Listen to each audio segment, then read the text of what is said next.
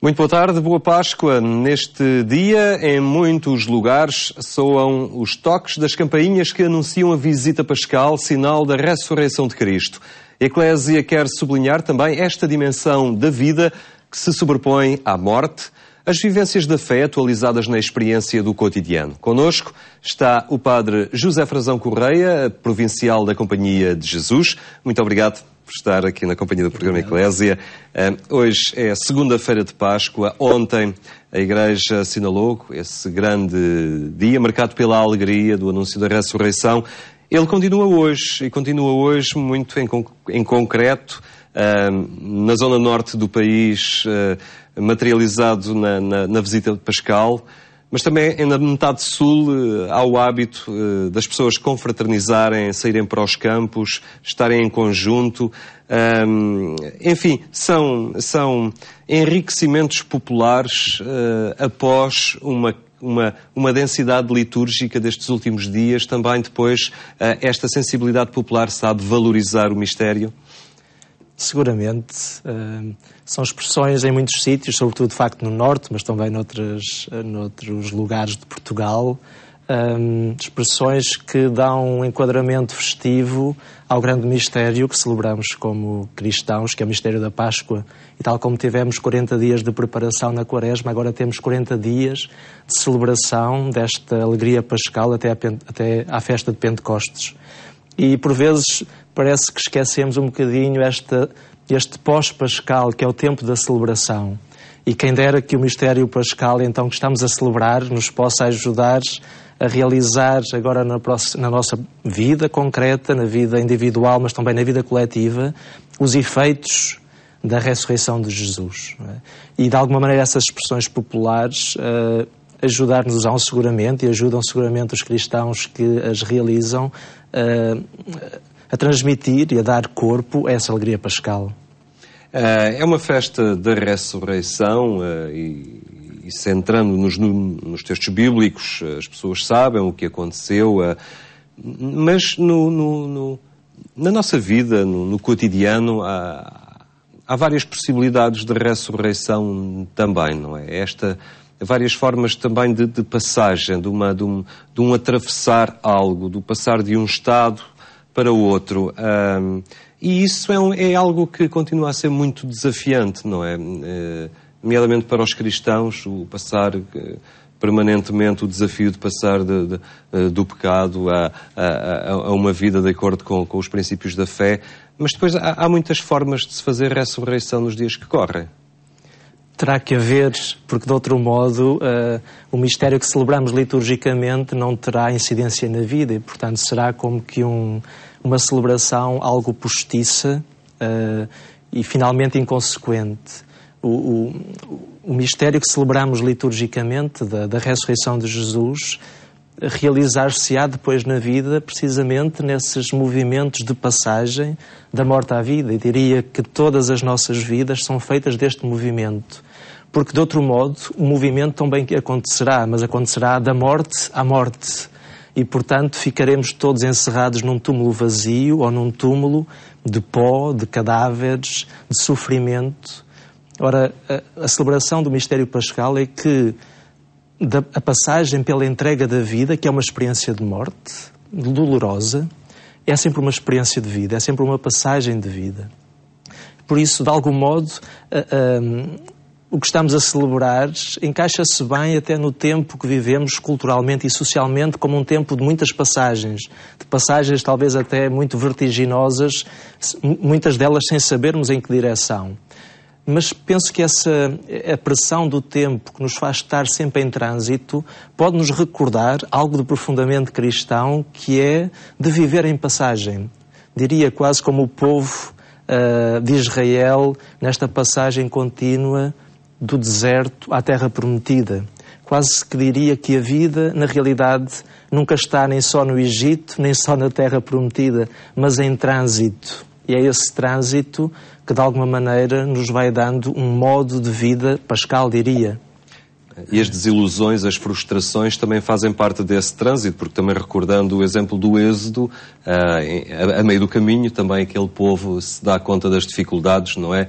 E desanima e parece querer desistir, e isso é algo que também nos é muito familiar no cotidiano. Todos nós teremos seguramente tantas histórias para contar de desilusões, de frustrações, de desejos não realizados, de relações quebradas. Essa será uma matéria que constitui a vida de qualquer pessoa, crente ou não crente. Mas sabemos também que essas experiências duras da vida podem causar-nos um grande mal, podem causar-nos grande sofrimento, podem criar regressões, podem criar até, em muitos casos, ou em alguns casos, o desejo da própria morte. A nossa fé em Jesus dá-nos a possibilidade de atravessar essas experiências de morte, que de alguma maneira nos tocam a todos, como experiências de vida possível, precisamente se as atravessarmos ou deixarmos que nos atravessem como possibilidades de uma entrega de nós próprios. E a entrega de nós próprios é esse o mistério pascal. Como Jesus se entregou dando a vida e por isso foi constituído Senhor, como diz a carta de São Paulo aos Filipenses, esse mesmo processo pode acontecer em nós, nas experiências de morte, atravessando-as com amor, com a entrega de algo de nós, aí já vivemos da vida do ressuscitado. E por isso o mistério pascal de Jesus já acontece na nossa própria existência. Para que isso se torne mais efetivo também é necessário, às vezes, baixarmos um pouco as barreiras, as defesas que habitualmente vamos construindo à nossa volta e que nos vão, de alguma forma, impermeabilizando aquilo que nos circunda, e isso impede-nos também de nos deixarmos tocar ou fascinar, no caso, por este mistério da vida que vence a morte. É importante não vivermos demasiado impermeabilizados. Diria que é quase natural protegermos-nos diante das ameaças, sejam interiores, sejam exteriores, de criarmos um muro de proteção que nos preserve, pelo menos no núcleo íntimo, dessas mesmas ameaças. Só que esse instinto de proteção, nós sabemos pela própria Escritura, e nomeadamente pelo livro do Gênesis, a famosa serpente, que muitas vezes esse instinto é também ele mortífero. Daí o movimento contrário, pela experiência da confiança no Senhor, que é o contrário da serpente, que é sempre uma experiência de desconfiança íntima, do coração, afetiva.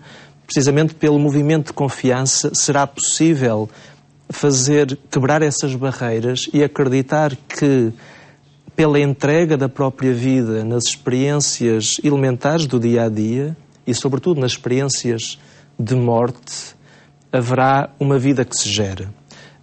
A metáfora do grão de trigo que Jesus usa, penso que será compreensível por todos nós. A morte é efetiva. O grão não pode preservar-se da morte. Mas essa entrega generosa à morte, como o grão, gera uma vida nova. E essa é a experiência pascal. Mas penso que nós cristãos precisamos de recordar que esta experiência tem o seu drama. A morte do grão é mesmo real, tal como a morte de Jesus também não é fingir. E assim, as experiências de entrega no dia-a-dia são experiências que têm o seu custo, têm o seu drama. Mas a fé em Jesus recorda-nos que nesse custo, nesse drama, se for vivido com o próprio amor de Jesus, há sempre aí uma vida nova, um recomeçar, diria, pascal. Esta festa da vida, este celebrar a ressurreição, de alguma forma pode ser também pedagogia para refletirmos melhor nos tempos que vivemos, em que às vezes o debate público parece centrar-se demasiado em questões de morte. E ouvimos falar de eutanásias, ouvimos falar de aborto, ouvimos falar, enfim, situações em que a vida humana parece ser um empecilho, às vezes. A vida parece ser um empecilho. E a festa da Páscoa fala-nos de algo completamente diverso, não é? Sim. Talvez seja o modo como se leem estes grandes ingredientes que constituem a nossa existência. Eles estão lá, morte e vida poderíamos dizer que são os ingredientes elementares. Podemos viver estas experiências nessa regressão, nesse instinto de proteção, ou poderemos vivê-los como lugares que nos permitem gerar uma vida nova. E possivelmente hoje, como sempre também, haverá esse instinto de proteção que se torna infecundo, que se torna estéril. E por isso ninguém quer perder nem as pessoas, nem as instituições e talvez também nem sequer a Igreja. Porque o que se perde deixa-nos inseguros. Mas diria que a fé em Jesus nos força a perder, porque não há vida nova que não passe por essa perda. E o que celebramos, o que estamos a celebrar na Páscoa, é que essa perda vivida no amor de Jesus é sempre um ganho. E diria que no espaço público, seja na política, na cultura e mesmo no espaço eclesial, precisamos, quase como um dever que nos vem do Espírito, de aceitar esta experiência de morte. Recordo muitas vezes uma expressão de um jesuíta francês, já morreu, Michel Desserteau, que dizia que com o outro vem-nos sempre a morte. Podemos dizer o outro pessoa, o outro momento cultural, o outro desafio social, traz-nos sempre a morte porque é o não eu.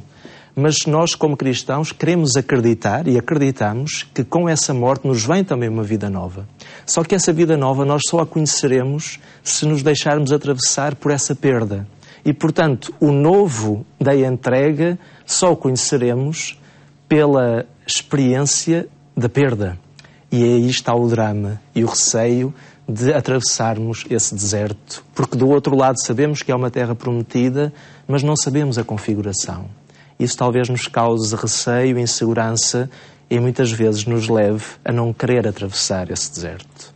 Esse preenchimento da fé que nos ajudará a viver a vida com outra dimensão, podemos dizer que reside aí o tanto deste livro, que é seu, escrito por si, entretanto, que pode ser um momento, mas ele está dividido, não é? Uhum. Nós situamos-nos realmente entre o tanto, o muito também.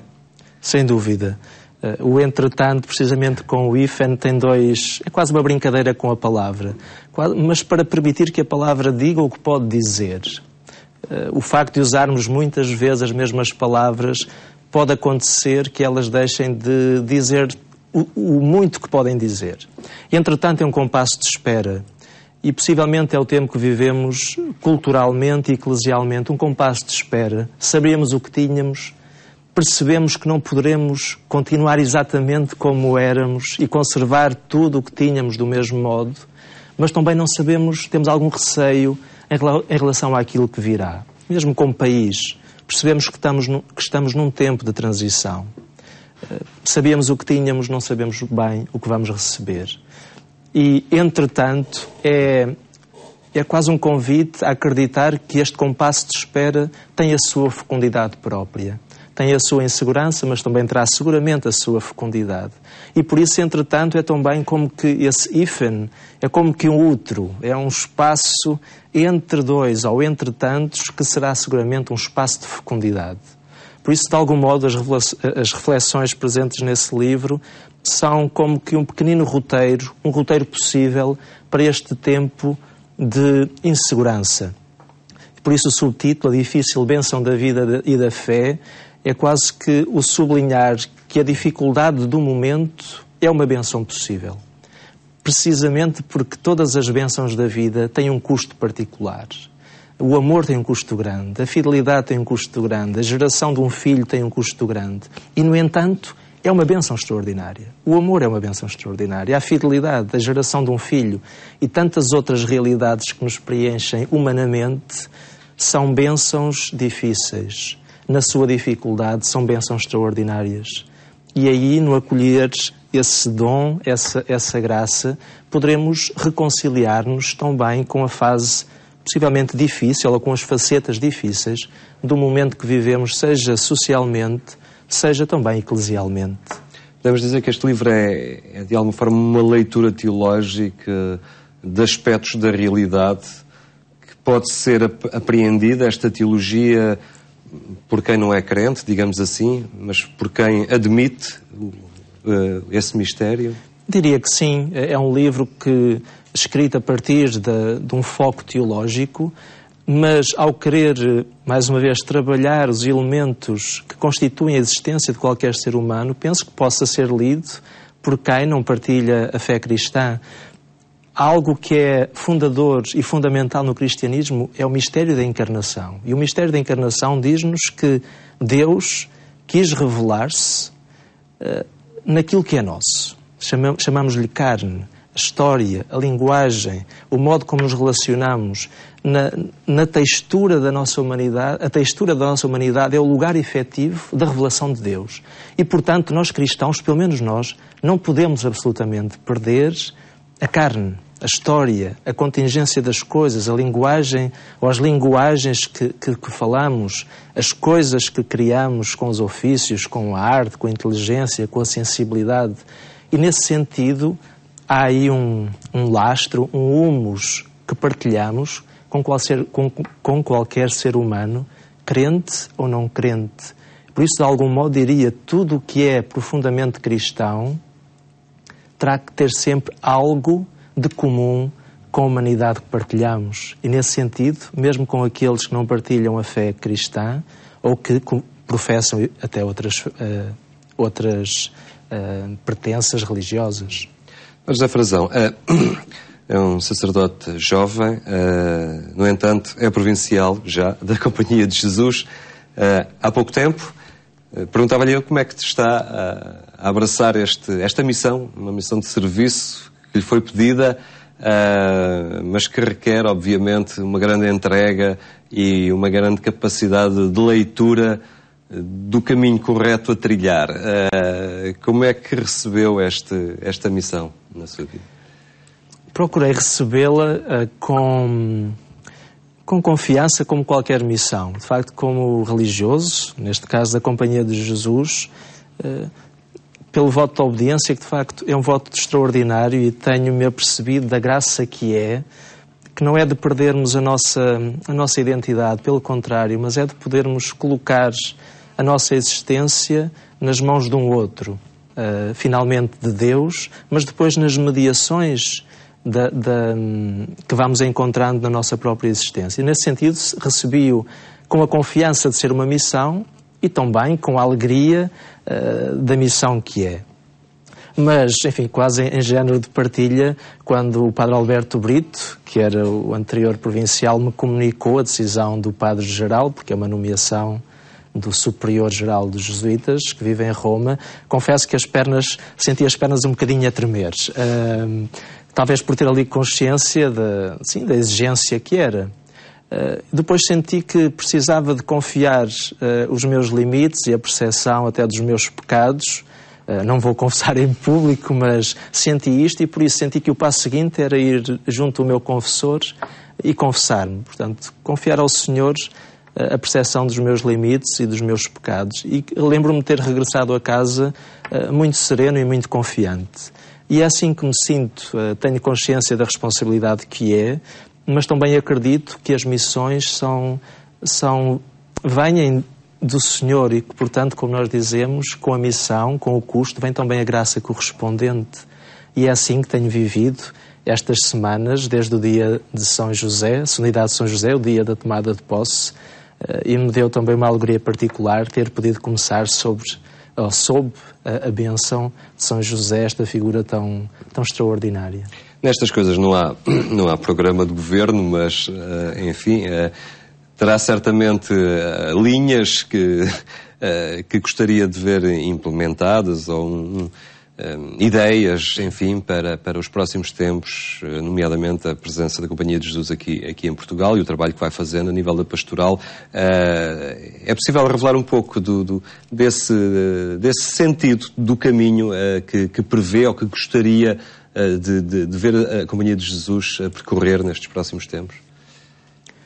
Talvez o que me parece mais essencial é de recordar aquilo que também é fundador da Companhia de Jesus, que é a própria metodologia dos exercícios espirituais. à qual todos nós jesuítas somos iniciados, e graças a Deus tantos leigos e mesmo outros religiosos, sacerdotes, que se foram encontrando com esta metodologia. É muito sintomático que se chame exercícios espirituais. De facto, é uma prática, é uma exercitação que parte do pressuposto de que Deus está do nosso lado, que podemos confiar nele. E a partir daí poderemos dispor-nos a ser livres diante dele, para que seja ele a dizer-nos por onde nos quer guiar. À direita, à esquerda, para cima, para baixo. No fundo, a fecundidade da companhia ao longo destes séculos, mesmo no tempo em que foi suprimida, creio que vem desta metodologia, desta confiança de base que nos permite ser livres, na nossa linguagem de sermos indiferentes, para depois percebermos, ou tentarmos perceber, por onde é que o Espírito nos conduz.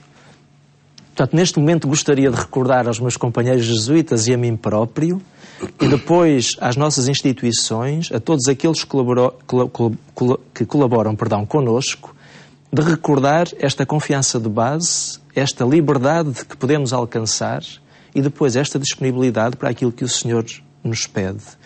Vou tendo consciência de que tanto a Companhia, mesmo a província portuguesa, como a generalidade das realidades eclesiais terão muita dificuldade em manter tudo o que tinham do mesmo modo em que o faziam. Porque os tempos são outros, há novos desafios e, nesse sentido, creio que precisamos todos de recuperar essa liberdade de fundo, alicerçada numa confiança também de fundo, para poder perceber por onde é que o Espírito hoje nos quer conduzir. Essa liberdade talvez precisemos de reencontrar, e sabemos que reencontrá-la institucionalmente ainda é mais difícil, porque as obras, as instituições têm uma inércia própria. Portanto, neste momento gostaria de recordar e ajudar a que nos pudéssemos reapropriar dessa metodologia dos exercícios. Muito bem, Padre José Frazão, muito obrigado por ter partilhado connosco também esta descodificação do que é a ressurreição e a Páscoa e também, ao fim e ao cabo, a Companhia de Jesus e os próximos tempos que gostaria de perceber e de assistir a este itinerário desta ordem religiosa. Um olhar sobre a vivência da Páscoa, o mistério da vida que vence a morte, uma experiência de ressurreição que se impõe às inúmeras formas de negar a vida que encontramos na sociedade que nos marca os dias. Foi o programa Eclésia que regressa amanhã, a esta mesma hora. Tenha então uma muito boa tarde. Até amanhã, se Deus quiser.